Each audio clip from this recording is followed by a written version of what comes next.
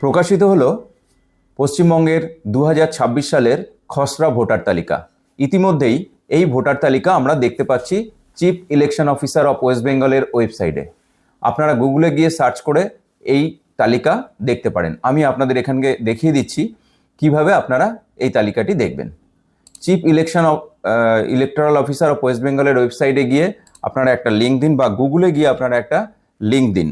এই লিঙ্কটি, যে লিঙ্কটি আমি শেয়ার করছি, ceowestbengal.gov.in/asdsir দিলে দেখুন এই পেজটি খুলে যাচ্ছে।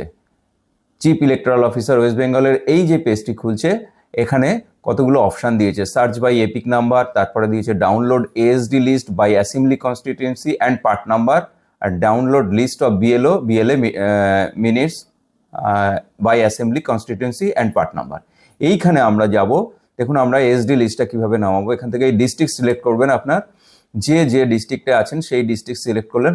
সাপোজ এখানে আমি সাউথ 24 পরগনা সিলেক্ট করলাম।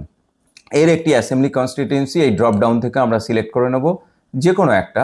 আমি এখানে 132 সাগর যে অ্যাসেম্বলি আছে সেটাকে সিলেক্ট করলাম। এবার দেখুন নিচে PS number, polling station name এবং এএসডি লিস্ট ডান দিকে নেমে এসছে। ঠিক এখানে গিয়ে আমরা যে কোনো একটা পোলিং স্টেশন র্যান্ডামলি সিলেক্ট করতে পারি, যেটা এখানে রয়েছে কাউচবেরিয়া